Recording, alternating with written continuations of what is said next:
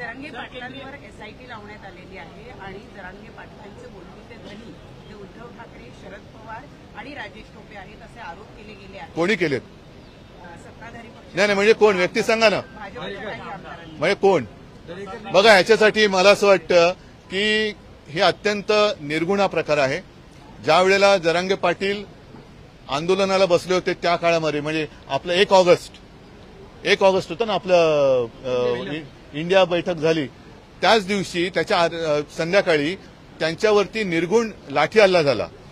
अश्रुधूर सोडले, छऱ्यांच्या बंदुका सुद्धा त्यांच्या सुद्धा गोळ्या झाडल्या गेल्या होत्या. पवार साहेब स्वतः गेले होते, मी सुद्धा गेलो होतो. महिलांची डोकी फोडली होती.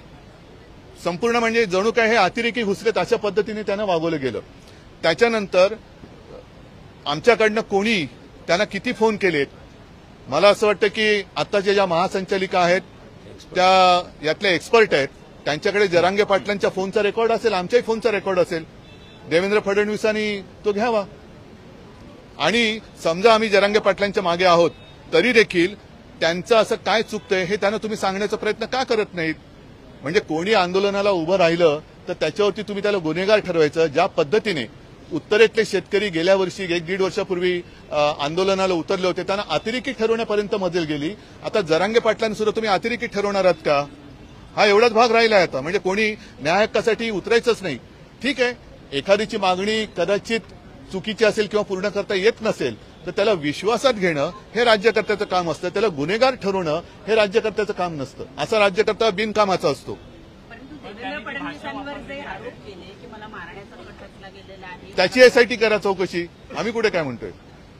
मुळामध्ये जरांगे पाटलांनी जी मागणी केलेली आहे त्या मागणीबद्दल, ती मागणी सोडून त्यांच्या मागे का लागतात? त्यांच्या मागण्यांच्या मागे लागा ना.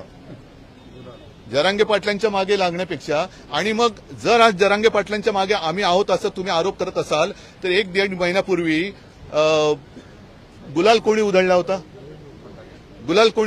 फटाके कोणी फोडले होते? म्हणजे जर तुम्ही त्यांची एसआयटी लावत असाल तर माझं म्हणणं असेल की एसआयटी चौकशी चिवटपणाने करा. चिवटपणाने त्याची चौकशी करा, मध्ये सोडू नका. कोणाला? म्हणजे त्यांच्याकडे पुरेसा कालावधी आहे. जरांगेंचे फोन रेकॉर्ड तपासा, आधी तपासले असते. पिढीच्या परंपरा आणि पुढच्या पिढीच्या अपेक्षा यांना एकाच छताखाली एकत्र आणणाऱ्या तुमच्या मनातल्या घराला भेट द्या. रिडेव्हलपमेंट क्षेत्रातलं कोथरूड मधलं सगळ्यात विश्वसनीय नाव बढेकर ग्रुप, नाते विश्वासाचे.